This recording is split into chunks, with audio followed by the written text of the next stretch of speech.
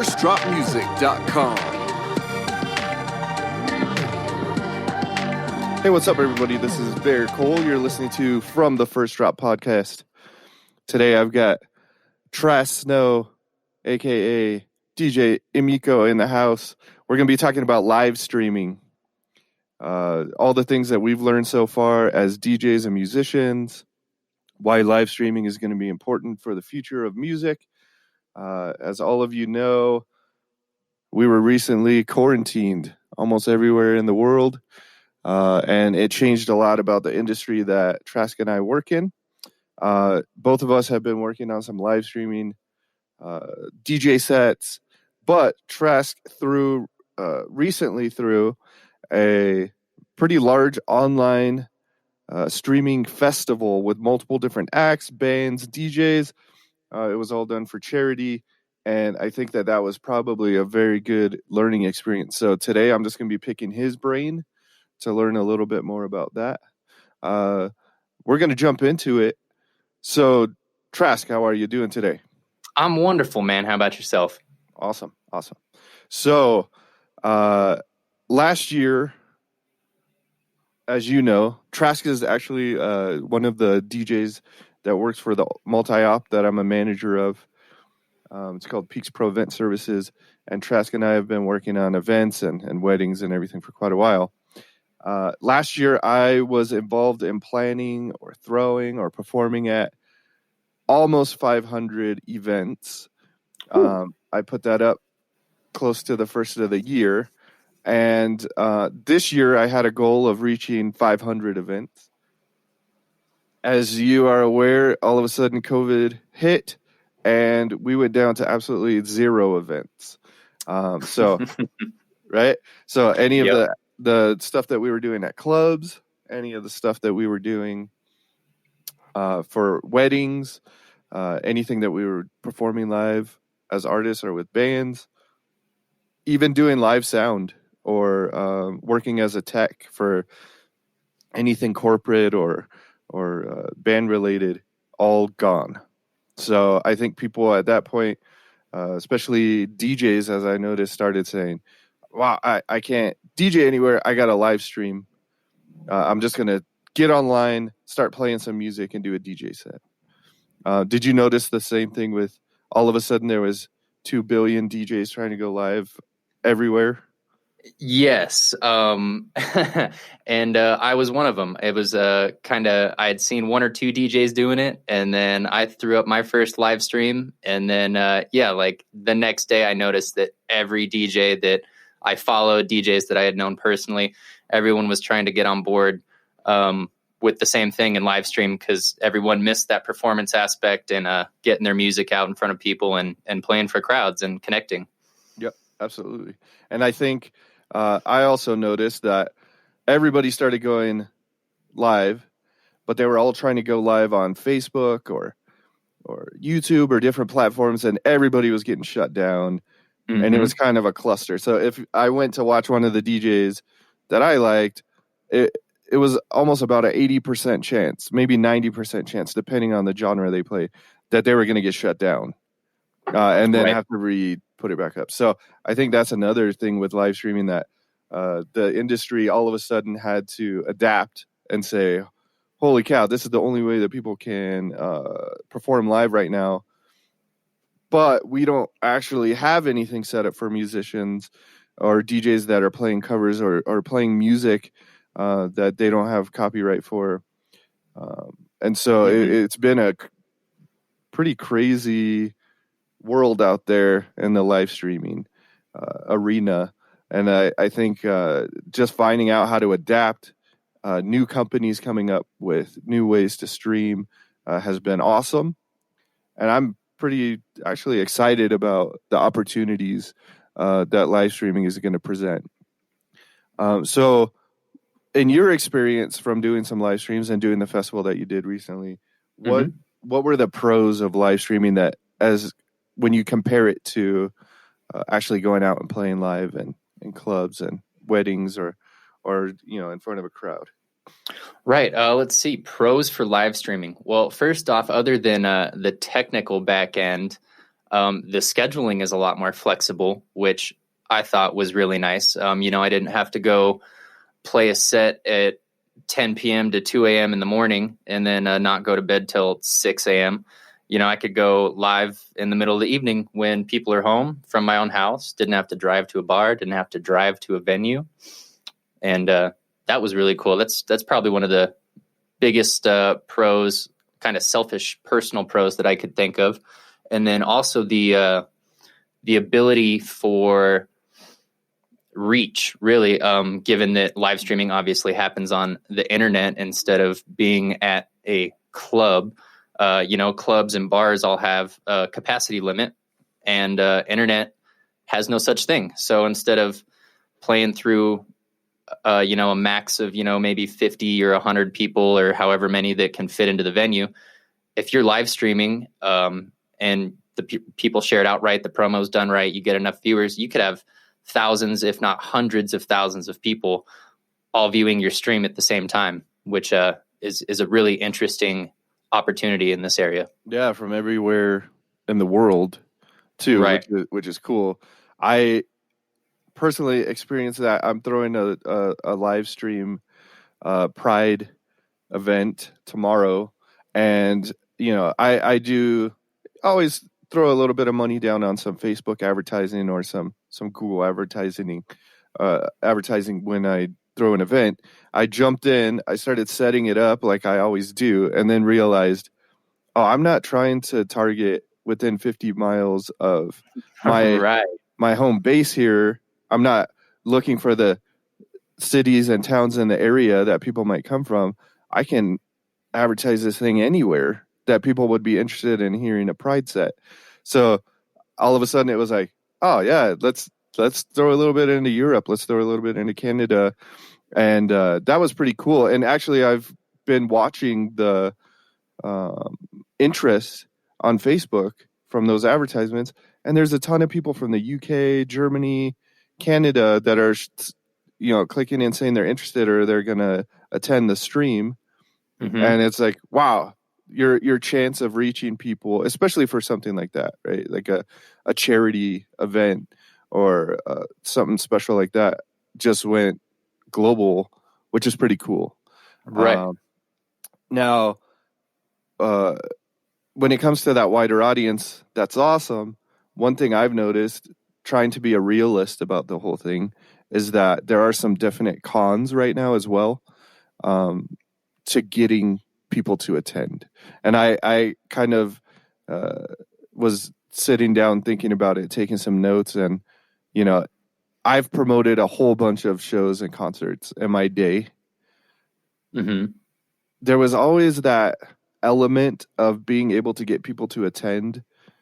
When I simplified it down and said, okay, what does this actually come down to? What is a human interaction around going to a concert that really probably matters to people as much or more than the music? And I think that the conclusion I came to is that people came to my concerts because there was a chance that they were going to get laid. Right? Yes, 100%. And I think that there was people that came just to get that social interaction. You don't have that with live streaming. And right. I think that that's going to be a definite con. Another con that I've noticed is I'm a huge open format DJ. So I'm always reading the crowd and interacting with them. I never plan a set.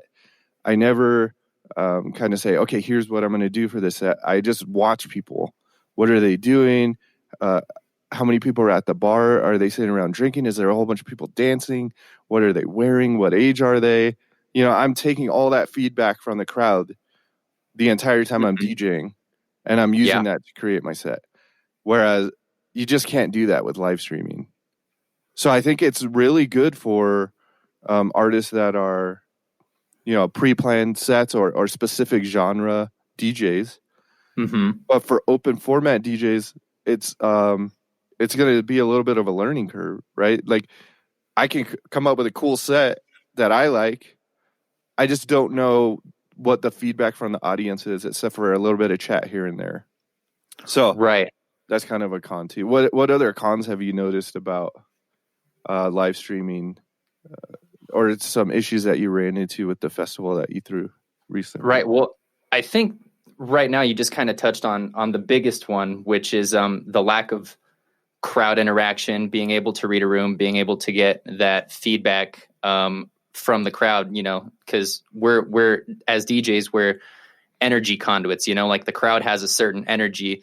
And what our job is as DJs is to feel that energy, to read that energy correctly, and then to kind of like to focus it almost like a radio antenna, and then broadcast it back out to the crowd. And that's something that we are really, really missing in the live stream area. And then another big con that we've already kind of touched on is sets being taken down. There's a whole lot of like back end copyright issues and all sorts of legalities that no one's quite figured out yet, because this is such a new area for us to all be moving into. So right now, I think honestly, like those might be the two biggest cons. I've also noticed that timing your live streams right is very difficult to get viewers, especially right now. People have, I don't want to say they've forgotten about live events or DJs or anything like that, but they have a lot of other stuff going on in their lives right now.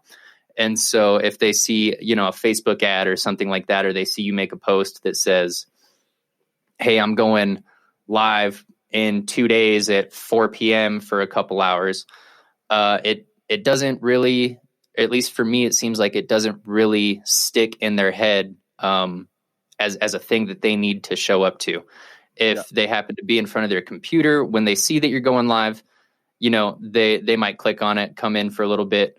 But a big con is just trying to get those people into the stream in the first place and create that event atmosphere where everyone's hanging out with each other. Yeah, for sure. I think with the way that the world works these days, I was just thinking about it. My wife and I have had a couple shows that we get really into, right? So let's say we are going to watch a specific show that airs at a certain time every Wednesday. Mm-hmm. We might have one show that we would kind of do. We're going to miss it some weeks, but now you have the opportunity to just catch it on Hulu or record it or whatever. The actual fact of being there while it's live has changed for even television or anything else in our society, I think. So the live aspect of it is awesome, but I think that one focus that I've had when I'm trying to figure out how to do all of this is, how can I take the content from what I did live so that all the people that didn't see it live can still enjoy it, right? So taking that, you perform that live set, but then you get that video stream and that audio, and you get it up on YouTube so anybody can watch it anytime, or you get it onto Mixcloud as a mix. But now we run into some of those copyright issues again, where it could be taken down because it's a DJ set. So finding the right way that you can get the most use out of that, because really, in all reality, unless I am a huge DJ, which I am not, I am not the 200,000 people coming to watch me live a couple days a week kind of DJ, then the chances of people just showing up at the exact time that the live stream is going on is much smaller, right? So I think that's totally true. So the reason I wanted to have you on, the biggest reason is that you recently threw a live stream festival. So it was a multiple day festival, multiple DJs, bands, different kind of performers. It was all to benefit homeless charity. It was for the Flagstaff homeless shelter, I believe. Yep. Okay. And that must have been quite an undertaking. When I started watching everything that you were doing for it, after throwing events and throwing shows, I was like, wow, this is a lot of work that he's putting into this to make this happen. So I just wanted to pick your brain and see what you learned from it, how it worked out. So tell us a little bit about how you came up with the idea for the actual live stream festival? Got it. So my girlfriend has a medical condition called EDS, which stands for Ehlers-Danlos syndrome. And I believe it was this last month was the National Awareness Week for that. And so she had kind of thrown together a little EDS awareness stream fest with some local artists and whatnot. And it seemed fun, as someone who had a background in events and stuff like that. I was watching her pull it off, and I kind of thought to myself, you know what, like, why can't I do that? Especially for all of my DJ and musician and artist friends who have nothing to do. They don't have a venue to perform at. They don't have a platform or much of a platform to reach people. How could I gather all of these people into one place? So yeah, I just kind of got the idea from seeing her doing it, and then thought that I could do it myself. So once I had made the decision that I wanted to move forward with that, I just kind of blasted out an invite to a few people and posted up a little thing online, and really wasn't expecting much interest in it because I'm also not a DJ that draws crowds of thousands of people. So I thought it was just going to be sort of like a small, fun little thing. And then as soon as I attached the charity aspect to it, the interest really just kind of snowballed. I think I went from 0 to almost 30 DJs and bands being confirmed in less than 48 hours, which was way, way more than I had originally anticipated. And so that's kind of what started that initial amount of interest from the artists who would be performing, is really kind of what started the transformation of the whole thing into a festival over multiple days, instead of, just like me streaming out a couple buddies' DJ sets for a couple hours on a weekend or something like that. Yeah, that's awesome. So you had all these artists that, of course, want to be a part of the event. They're missing being able to perform. And so they're contacting you saying that they wanted to be a part of the event, which is awesome, because if you're trying to raise money for a charity, then the more artists you have performing, the better. They all Right. have their own fan base that they're going to bring with them. So I think that is probably something that is good for everybody to look at. Now, with that many artists, do you think it was too much, or do you think it was about right? Let's see. I think so. The final count of performances that we ended up streaming out, I believe, was 22 acts out of the original, I believe, 29 that had confirmed or showed quite a bit of interest at first. And I really think for the amount of time that I had to put the whole thing together from inception to where I wanted to stream it, because I was really trying to shoot for the first day of summer. I thought that was just a fun day and a fun weekend to hold the fest. So considering when I started it, when the thing had to be done, all the pieces that had to come together, I feel like that that 25-ish range of artists actually ended up being really good, because it allowed for a pretty uniform amount of music each day. And then it was also enough artists to where I could, I almost got to sort of DJ with the lineup, like I would receive performances, or I would have personal experiences with artists. And so I'd see my pool of performers that were going to be on the set. And I kind of started to go like, ooh, like these guys are super chill and vibey, we'll put them up front. And then, just kind of arrange it by energy level each day. So it was kind of fun to be able to bring the crowd reading, energy reading DJ aspect into the event organization side of the thing. That's awesome. That's cool. So probably about right. It ended up being 3 days, right? Yes. So 3 days, 20 plus acts, all doing probably about an hour set. That's quite a bit of entertainment that you're putting out there into the world. Yes, it was. So the coolest thing too, if anybody's interested that's listening, is that I believe they're going to reschedule and replay that live stream on the 4th of July weekend coming up. Is that right? That is correct. Yeah.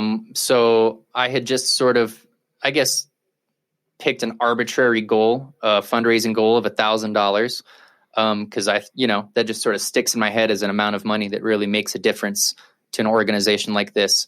So we went in with that being our goal, and we didn't quite meet it. We raised just over $400, which is actually amazing as far as I'm concerned, especially considering this was my first event of this kind. But the Spear TV platform that hosted the live stream wanted to help us out reach our goal, or at least get closer to it. And so, yeah, they offered to replay the streams on the 4th of July weekend, which I actually think is a cool benefit of this live stream technology, is that now you have these video performances and these sets recorded and saved. And so, they're not necessarily one and done. It's not like a bar set where if you don't hit record, you've lost it. You have this set forever, and you can play it out in multiple different avenues and for different reasons and at different times to try and reach your goal and reach the biggest audience possible. Yeah, that's something that I was just about to say too, that I was thinking about, is you can't replay a concert, right? Right. And just the actual investment that you're looking at. There's a definite time investment that you have to make to get all the sets ready, get everything organized, graphics. I know that you even made special flyers for all the artists that were performing on the festival. So some of that stuff can be really time consuming.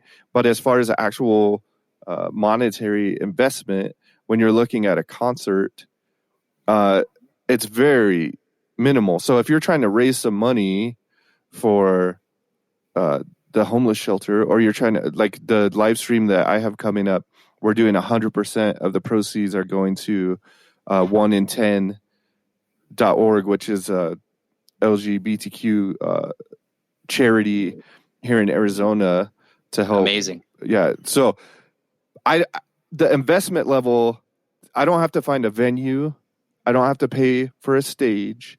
I don't have to pay for equipment or an audio person to run audio.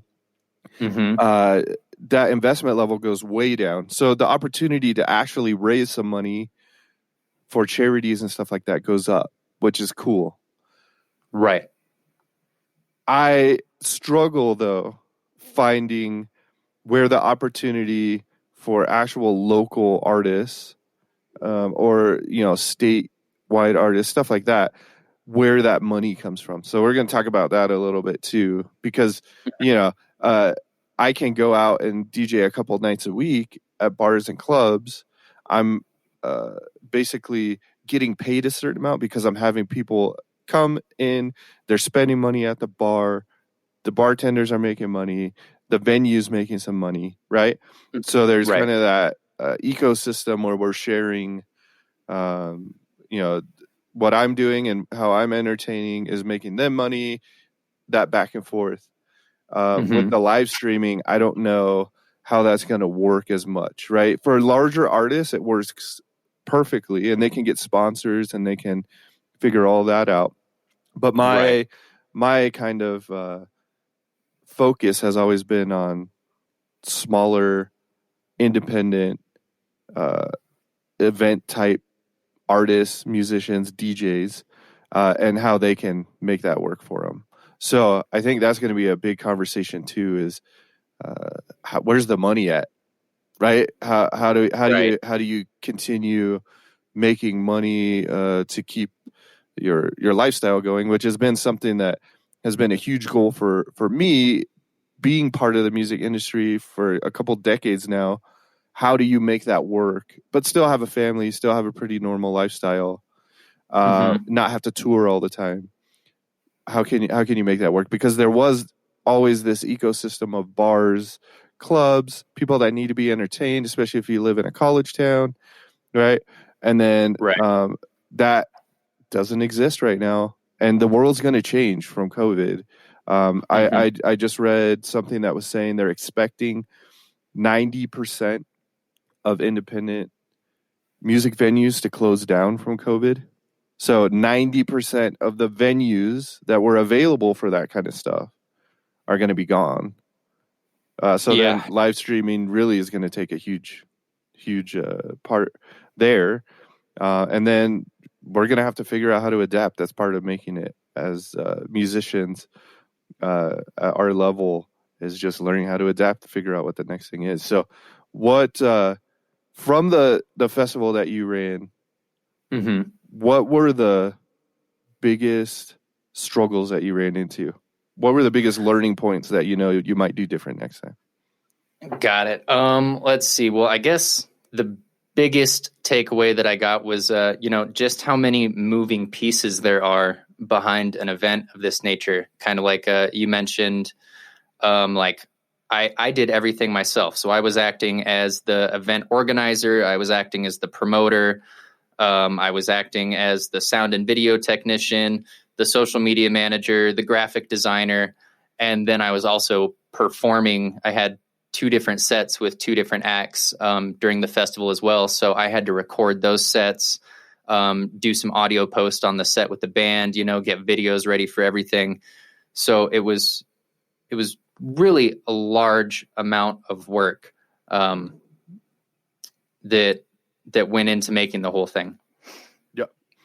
And I think part of what I am going to focus on with this podcast is trying to teach independent musicians and DJs that one of the most important things that you can do is kind of diversify your skill set.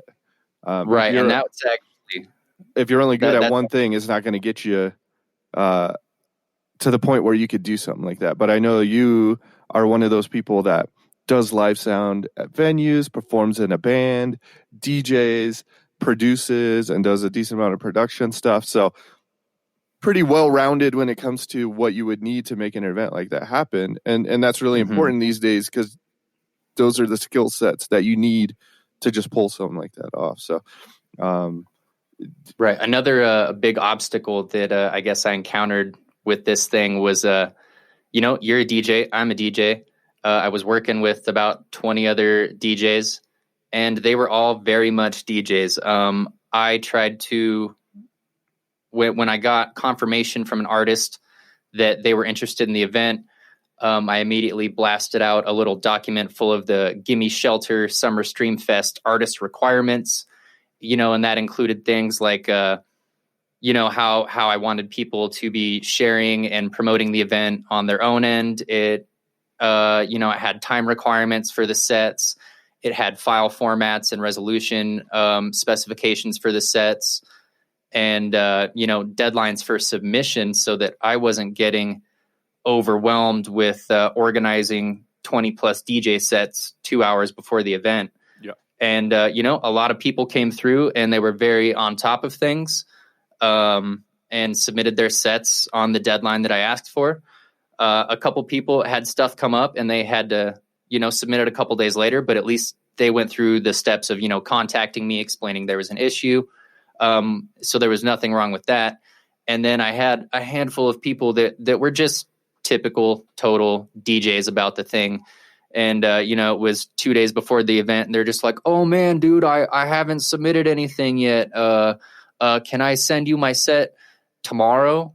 And so that was probably one of the biggest things that made me want to pull my hair out of the whole event, was, asking for people's interest up front, then asking for a confirmation and giving them a month, essentially like 3 weeks, to record a set.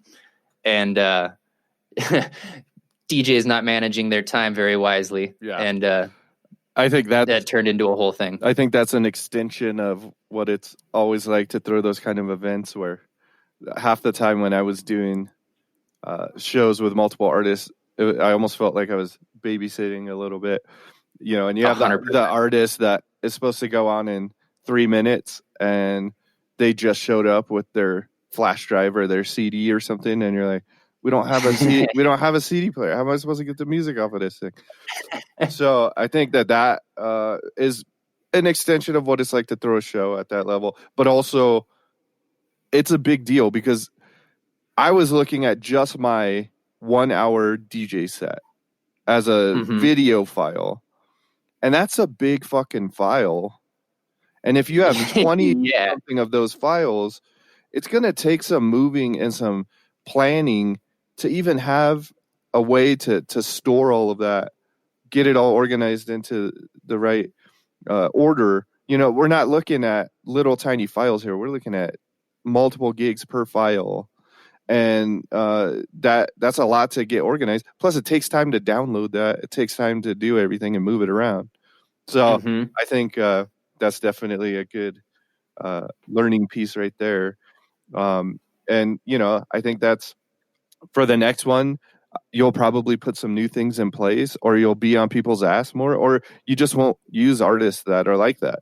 I mean, I was definitely keeping notes. Yeah. Yeah, I've had artists that I thought were super talented that I only used on a couple shows, and I just didn't use them anymore because they just didn't have the level of professionalism that I needed to know that if anybody was paying or even just taking their time to be at a show, then they weren't going to be looking at it as something that was unorganized or last minute. You know, you want it to come off with a certain level of professionalism for anybody that's going to take their time to watch what you're doing. Right. And it was especially frustrating on my end because, you know, I presented the whole thing through my company, Trask Media. And so my name was very much attached to the entire event. So making the event go off in a professional, timely manner that looked and sounded good, you know, that pointed quite a bit at me and my ability to put this together. And then I was relying heavily on the DJs and the artists to kind of make my life easier in that aspect. Yeah.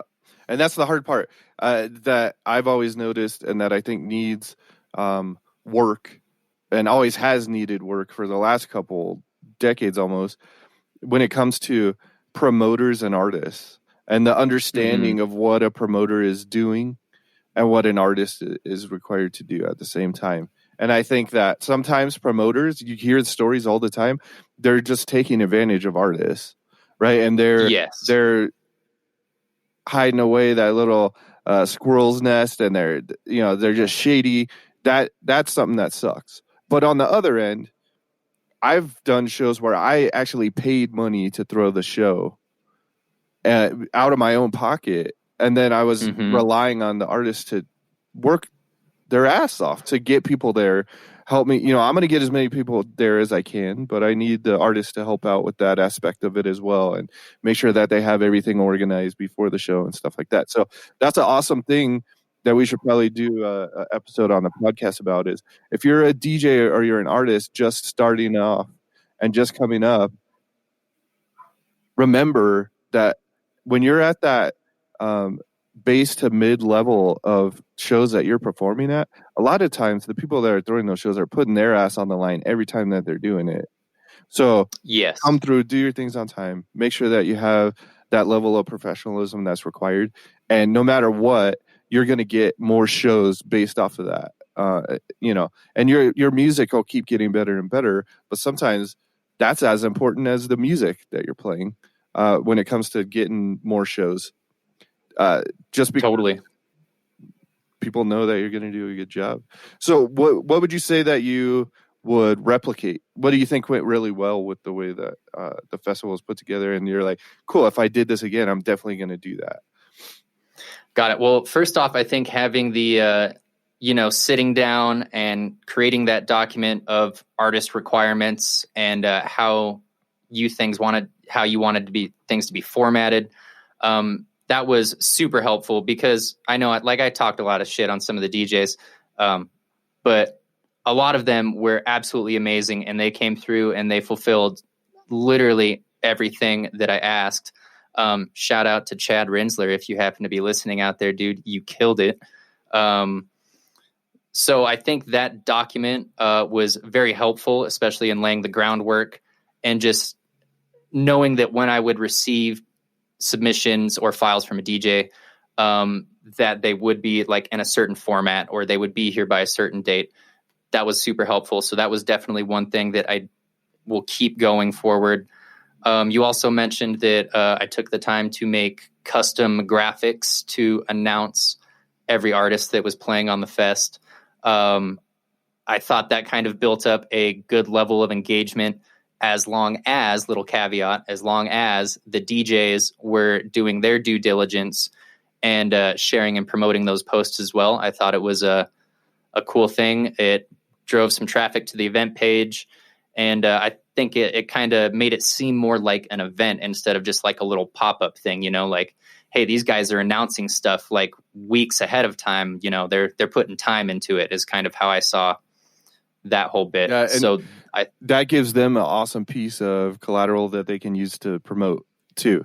Like if I have the actual event graphics and everything, but it's got my logo and it shows I'm going to be there, it's way easier for me to get my fans or followers to come to that show or to come to that live stream than it is if it's just a flyer with a whole bunch of names on it. Like, nobody's going to search through and be like, oh, there he is.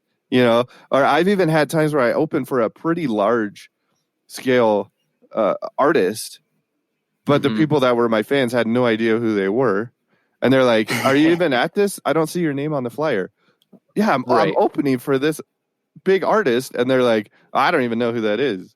Right? So it's good to be able to have that extra flyer, because then I could throw up both flyers. So the people that do know who I'm opening for, or do know other acts that are going to be on the event, are going to be like, oh, cool, I'm going to go to that because I like this DJ and I like this band. But they also know I'm going to be there, and I have that for the people that might not even care. They just want to see me perform, which is going to happen for anybody, right? You have a certain amount of people that probably, I mean, in all honesty, I have people that would come watch me at an event that don't even like the style of music that I would play. They just want to be there to support, right? So I think that's a normal thing to happen. So I think that was awesome. I agree with you. Doing the flyers for everybody, that was awesome. I'm sure it takes a lot of time, but I think it pays off in the end. Totally.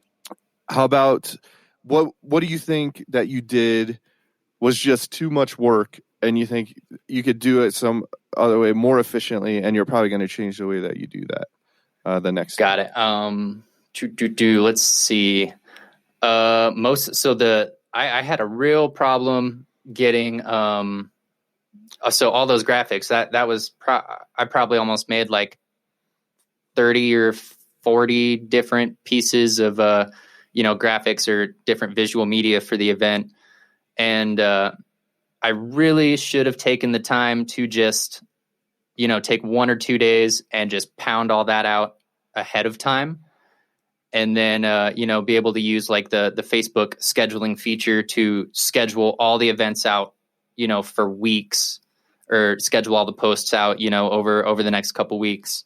So that way it would just be one large time commitment instead of like 8 different medium time commitments that I ended up spending, like every couple days, like, oh, we're about to run out of scheduled posts. I gotta go make more.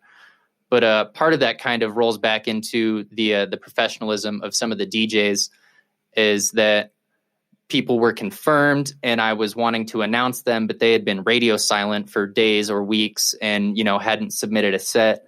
So I didn't want to take time to create a graphic for someone that wasn't going to be there and wasn't putting in the work. It was a lot of time out of my personal life to put this all together. So I really wanted to make sure that I was focusing my energy towards the acts that were actually going to show up and perform. Yeah, absolutely. And I think that's another thing that for hopefully any independent musicians, DJs that are out there that might be listening, a show and a live stream are exactly the same. Don't fucking sign up for a show or a live stream without knowing you're going to put that effort in that needs to be there, right? That's your name on the line too. And that's the name of the company or the promoter throwing it. So I think that's another learning point right there, right? It's important. Anytime that you say you're going to do something. I've had events where we get to the club and it's dead, right? There's only a couple people there. And I'll have people bugging myself or my wife like, oh, just throw something on and come hang out at the bar with us. And every time it's like, No. no, my name is on the line here. It doesn't matter how many people are here. If I can get 2 of these people to come back next time, then I'm building a momentum. If I show that I'm professional and that I'm here for a reason, I don't give a shit if anybody's in the club, right? My name is on the line. I'm there to do everything I can to try to get people off the street to come in, right? To get people to come in. So I think for a live stream, if you look at that in a different way, you're putting your name on that event. So then you're not pulling people off the street, but you are pulling people to get excited about the event, get excited about the other artists. If you can get 2 people to come and watch 5 of those other acts, then that's a huge difference. If every one of those 20-something artists does that. Exactly. And hopefully it's going to be a lot more than 2 people, but that makes a difference every time. Just that little extra bit of work on top. So that, that's a good takeaway for anybody out there that might just be starting up, that's looking at just starting to perform, just starting to do live streams and stuff like that. Always has to be approached as if it is a huge deal, because it is, no matter what. If one person is there, what you show that one person is a huge deal, because it could change how many people come to the next thing that you do. So let's talk about how we can figure out as artists and DJs to make money off of a live stream. It's not all about making a ton of money. But we were just talking about how it costs a lot less to live stream than it does if you already have the equipment, which every DJ should already have a computer, should already have a controller, right? Then you have the equipment to do it. But what are some ways and some thoughts that you can put into how to make money that's going to be different? Like, you can't just show up once a week and play like you do at a bar or at a club. You can't just do like your wedding that you play every weekend. And for bands, it's the same thing as for a DJ. So what are some ways that you've been thinking of? And I'll put in some ways that I've been thinking of as well, or some important aspects to it, to try to monetize it a little bit, to get you got to get some money back for all that time that you're putting into it. Totally. So yeah, like a lot of DJs, their dream or their goal is to support themselves via DJing. And so we live in America, and supporting yourself requires an amount of money. And DJs are putting a lot of time and effort and, creativity into these events, and they deserve to be compensated as such. So one thing that I'm pretty sure we've all seen on any DJ live stream so far, any band's live stream, is, the Cash App or the PayPal or the Venmo link as a tip jar. And while I'm sure that brings in a little bit of money, it's probably just from your parents. Let's be honest. There's probably not that many huge people. Fans, right? I mean, for some mid-level DJs, they're gonna have some fans. They're gonna throw some money in there, but it's not gonna be something that's sustainable, I don't think.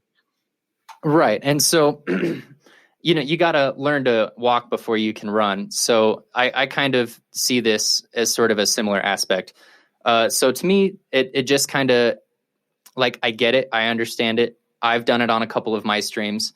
But I'm kind of getting to the point where that seems a little bit grovelly, a little bit needy. It to me, it makes you instead of like a act at a venue or a bar or something like that, it kind of turns you into the internet equivalent of a street busker, which there's nothing wrong with that. But I imagine not many of those people are supporting themselves in the way they would like to. Yeah. So how do you monetize that going forward? And then this will probably also kind of touch on the issue of like copyright and streams being taken down. So really, after talking to the guy that owns Spear TV, which was the service that hosted it, and kind of picking his brain on the same sort of vision, I think that maybe like a small paywall is probably in the future for a lot of these events. Or maybe do free live streams for a while, but then you have like one big live stream with like crazy production or something that's essentially a ticketed event. And the cool thing about that is that, like we were talking about how virtual streams have no capacity limit. So instead of you trying to sell a $10 cover at the door, and you get 10 people in the door to pay $10, you get $100. Online, that barrier to entry is kind of shifted. Like there's no physical venue, there's no sense of that community belonging. So people might be a little bit opposed to pay $10 to go into your live stream. But if you've been showing up and doing this, and you've proven to enough people that your quality and professionalism is there, I don't see it being unrealistic to charge, $1 or $2 to get into a special event live stream. And then instead of getting, 10 people at $10, you could get 100 people, 200 people in at $1 or $2. And by using more volume and less upfront costs, you can get those larger numbers that you might be looking for without that large, that some people would consider, investment of, like, say, a door cover. Yeah, for sure. And I think one awesome thing, first off, what you were saying about consistency, I think from all the trainings I've been doing and research I've been doing, that's the key, right? Is the consistency part of it. So we'll talk about that a little bit. But when I'm live streaming now, I use Mixcloud because I've always liked Mixcloud to put my DJ mixes up. They finally got it cleared so that it's all copyright. You don't have to worry about your stream getting taken down. So that's big for me. It's really easy to get to your stream and all of that. So awesome. I use Mixcloud and I love it. Now, they've also set it up where you can have subscribers to your Mixcloud, and you can set just a monthly rate between about $2 to $5 a month that people pay to be a subscriber or of your Mixcloud account. Which there's some Mixcloud accounts that are amazing and have been doing live DJ mixes every week or multiple every week for decades now. That it switched from where they were doing it maybe on the radio or something like that, and they switched into Mixcloud. Now, one thing I was thinking is, so all of those special live streams, you not only are you going to have the live stream, you're going to put it so that only your subscribers on Mixcloud are going to get access to all of those. So if they miss them or anything like that, they get access to them because they're a subscriber too. And now you have a little bit of a revenue stream there from how many you have subscribing to your Mixcloud. So that's an opportunity. Then also you can take, you can put up a Venmo or something like that. People can tip you while you're doing your live stream. That's awesome too. Now, you better be giving them something that's worth it, though. And that's the other part, is like just to stand there and play on your DJ controller a whole bunch of music that they could get anywhere. That might not be something that somebody wants to pay money for. But if you're finding special mixes, you're doing your own mashups, you're doing your own remixes, and you're coming up with these really cool DJ sets that incorporate some music that's mainstream, but maybe some stuff that people aren't going to hear unless they're on those live streams. Now you're giving a reason that maybe they would want to pay a couple bucks to be in something like that. So I think that that's another way to look at it. And then for the consistency aspect, I think in order to get people's trust, in order for people to know that they like what you do, you can't just be streaming or putting up mixes every couple months. You have to be consistently having stuff available and having content available online so that they can see what you do, what you're good at. And then you're going to have people that like it. And maybe they like it enough that if you do throw a little bit of a special live stream or something larger, then they're going to come support it. And it's that consistency part that is key with the online market. I mean, even from the music distribution aspect, with a lot of the production stuff that I've been working on lately, people are saying, don't release full albums anymore, right? Release a whole bunch of songs often because people don't have to buy albums anymore. They can just go stream songs, and they're going to just stream the songs they like off the album anyways. So having that consistent release structure is really important. It's something I'm trying to get better at, to be consistently releasing DJ mixes, consistently have live streams, consistently doing stuff like this with the podcast. So I think that's super important to even build it to the point where you can start making money. But I think it's also important to have something in your live stream that's going to make it worth people investing in it. You know, people are going to invest in you because they like you, and people are going to invest in you because you give them something that they can't get anywhere else. Yeah, and there's and so if I could go back to the monetization thing, and this will all sort of link in actually a little bit. So I've been taking this free, no one laugh at me, I've been taking this free Tony Robbins course that he's been doing on Facebook Live the past couple days. Banana hands. And but actually I was also sort of, you know, he obviously is very successful, he has a lot of money, so I've been kind of peeking behind the scenes as they cut around the different camera views and seeing how he has his live stream studio set up. And one of the cool things that he's done to try and monetize his live stream, which I would definitely foresee coming down the pipe for DJs and musicians in the near future, is that, you know, say he has like, where we're talking about monetizing it. So he basically sold, it's for free on Facebook Live. You know, you could go there if you want. Or he sold VIP tickets to a Zoom call to the same event.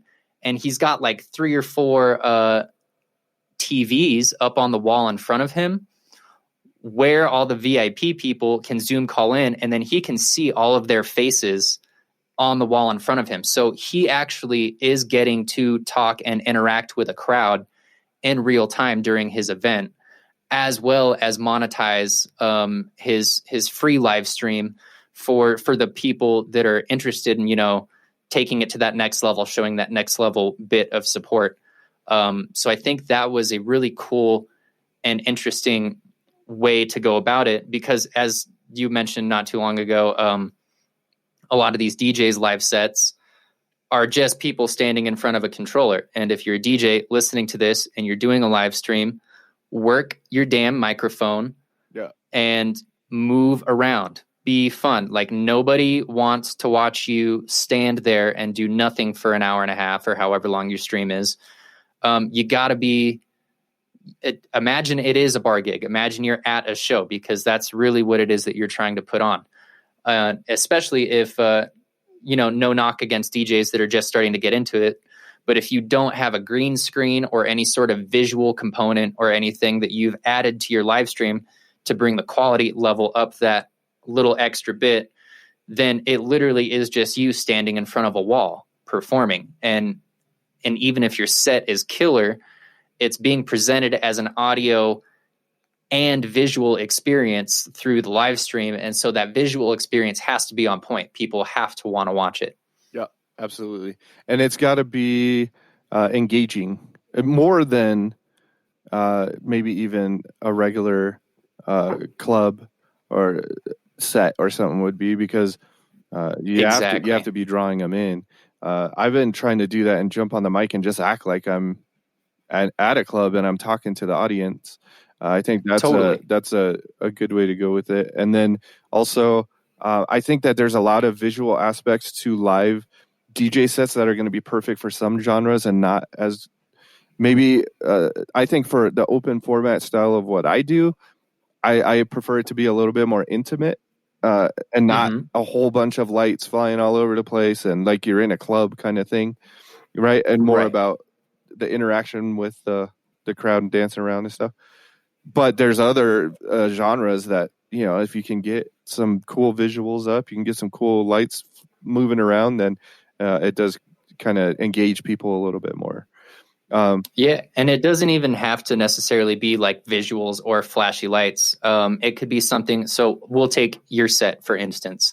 I was talking to the Spear TV owner, and he said that your set at the end of Saturday night was his favorite set of the weekend, because you had the various camera angles, that you were bouncing around between.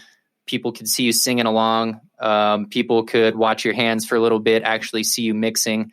And then you were getting on the microphone and you were moving around. You weren't just standing there with your head down, staring at your controller for an hour. You were dancing, you were getting into the performance. And even if there were no flashy like VJ visuals or anything crazy like that, it was still fun. Like you could feel the fun coming out of your set. And from what I've heard, it really went over well with quite a few people. That's awesome. I have been trying to get better at that because, to be honest, a lot of times I'm the type of DJ that really focuses on being all into what I'm doing, making sure the mixes are perfect. I sometimes will like switch mixes 5 times because I'm watching the crowd and I'm like, oh no, that song's not next. This song, no, this song next, right? So I'm always doing a whole bunch of stuff. Well, with a live stream, I don't have to worry about some of that stuff as much. So I can maybe spend a little bit more time dancing around and stuff like that. And I think that's cool. And that's how you have to do it for a live stream, because what else is interesting? People aren't necessarily going to be just sitting around having drinks at the bar talking while your live stream is on. Now that's possible, right? It could be happening. But another thing I was going to say is I'm a big club and bar DJ and have been for a long time. So I did a live stream for Cinco de Mayo and I was taking shots of tequila up against the camera with everybody. We were there together taking that shot together. Everybody get your shots ready and let's, I'm going to take one with you. Doing stuff like that can be a little bit more engaging too. But there's a lot of stuff I can get way better at, just getting used to it, getting used to DJing alone in this room, but thinking of everybody that you are playing for at that period. And that what you were saying about putting the Zoom call with everybody up on a screen, that's awesome. But one of the next things I have on my notes here that I was going to bring up was, how can we recreate a concert environment in a live stream? The chat is really important. Actually, when I went live on Cinco de Mayo, I had my wife run the chat the whole time because I can't do it while I'm DJing. But that was cool because she could interact with everybody, keep it really exciting in the chat while I'm DJing. And then, but doing something like that with a Zoom call where everybody can see each other too, that's really important. I think that's the next level of, you want to be able to see who else is there, and that does drive the energy a little bit more. If you look over and you're like, oh man, there's somebody over in the UK, they're all at a house party dancing, you're gonna get energy naturally. Man, we should have some fun. Let's go grab a beer. Let's order a pizza, something like that, just to have a little bit more engagement while it's going on. So that is the awesome idea. I really like that, and I hadn't seen that done in that way before. That's really cool. A lot of mobile DJs already have TVs for their events. Just get those TVs stands or something like that, and get the Zoom call up on there so you can see, the crowd can see that they're right in the room with you at the same time. Yes, and it is all about kind of what you were mentioning. How do we create that concert or that event experience at home? Because right now it's everyone's learning, so this is not a knock against anyone at all. This is just observations on how we move forward and improve. But the interaction is obviously very one-sided. It's the DJ beaming through the internet, through your TV and your speakers into your living room. So the DJ is giving the watchers and the listeners energy, but there's none of that reciprocation. There's none of that energy coming back. There's none of that feeling of being in a bar with a bunch of other people, that the live venue really gives you. So that, how do we take that concert level or that concert experience and make it is super important. And there's a million ideas on different ways you could do it. That Zoom call is one great idea that I've seen. I've also talked to a couple people who have even thought of, selling, say, partnering with a local business. Say we've got Fratelli Pizza here in town, right? So if, say, you sell like VIP pre-sale tickets to one of your events, And so that at the time of the event, you get a pizza delivered to your house or something like that, or some sort of, EDC style merch box for like maybe some of the bigger ones, some sort of physical thing that you can get at your house that everyone else in that event is also getting, so that you're creating that sense of community and that sense of like, oh, hey, we're all here at the same event. Yeah, for sure. I mean, I can't tell you how many concerts I've been to where you get there and you're like, I'm not going to get a t-shirt. We're not going to do anything this time. And then you see somebody walking around with the band t-shirt on. You're like, oh, shit, they got good t-shirts this year. Right? Yes. And then all of a sudden you're at the merch bar grabbing a whole bunch of shit. So I think that too, if you maybe got a t-shirt for the event, this is for something where people are paying for a VIP ticket, right? They get a t-shirt that they can wear during the live stream. Everybody during the live stream is on that Zoom call seeing all these other people wearing the t-shirt. Well, man, how do I get that t-shirt? Right? And then you throw that in the chat. Anybody that's saw the t-shirts, here's the link where you can get them. Now you're talking about monetization, but also that's part of the memory of being there. And that's the coolest part of concerts is like a lot of concerts, it's that group attitude, the group experience. Yeah, I mean, especially in my generation, that was the biggest thing. Oh, you weren't at that Rage Against the Machine concert? I was there. It sucks to suck, right? Basically. Yeah, so I think that's also another part of figuring out how to build that up, and that's going to be important to try to figure out. Now, on the base level, maybe you can't afford to get a whole bunch of t-shirts, but you could definitely afford something cool. Maybe something individualized to everybody. If they get a VIP ticket, then you're going to send them your new song that you recorded with a handwritten note from you. And I just burped while I was talking. That's awesome. That's you're all going right. to send them a handwritten note from you with the song that you just produced, free download or something like that. So there's lots of different things that you can look at. And I think in the future, I think live streaming is going to be such an important part of everything going on that I would love to have you come back and maybe we could focus a little bit more in depth on those separate parts of live streaming and maybe give people some good ideas on how they can monetize their live stream or get more engagement from the crowd while they're live streaming and give them some more ideas. Cool. Well, I think we have hit our time. That was an awesome conversation. I think live streaming is going to be such a huge part of the future of entertainment. And as DJs and as musicians, and especially independent musicians, we have to figure out how to utilize live streams. But also, it's not all about us when it comes to stuff like that. How do we actually make it something that's worth it for people that are going to come and watch it? Right. And so, you can't just think, I just want a whole bunch of people to come watch me play these songs. You got to figure out how can you make it an experience for people to be there.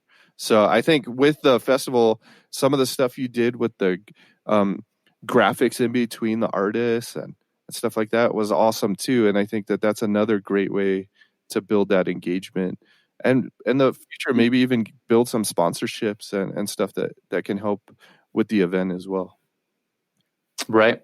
Yeah, it went well, and I'd definitely like to make it a recurring thing. So there's a lot of options and avenues that I can look at moving forward on how to make it more of a group experience. Yeah, for sure. And what is the name of your company that threw the live stream?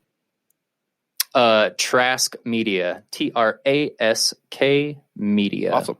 So if you guys are listening and interested or just have some questions, you can always hit me up. All the information is on my site. You can go right to firstdropmusic.com. If you're interested in a live stream, hit Trask up, Trask Media. What was the company again that you guys used to do the live stream? Oh, yeah, that was Spear TV, SPEIR.TV. And they are a in-state, locally owned streaming back-end service. They're based out of Phoenix. And yeah, they've got a bunch of really cool connections and a cool service that helps make everything possible. And they've got a way to make it so it's not going to get taken down. They've got a cool site. Was it pretty easy to use and get everything set up? Yeah, I was lucky enough to pretty much have a personal introduction through my friend Josh Schulteis, aka VJ Face Melter. And yeah, he put us in contact. They basically just set up the site and the stream key. And, you know, I had to send him a few assets and whatnot so he could theme the page for the event. And other than that, I was able to run all the video and everything out of my house. That's awesome. That's awesome. So that was spear.tv. And that's, spell that for me one more time. SPEIR. .tv. So if you guys are interested in starting to get your own live streams together, that's a cool company that you guys can contact to do that as well. Thank you guys so much for listening to From the First Drop. My name is Bear Cole. Thank you, Trask, for being here. Thank you. And you guys have a great one. Peace. Later. Thank you for listening to From the First Drop. My name is Bear Cole. If you want to learn more, just look up First Drop Music anywhere you go online. That's one ST Drop DROP Music. Look it up. FirstDropMusic.com, Facebook, Instagram, anywhere you go online.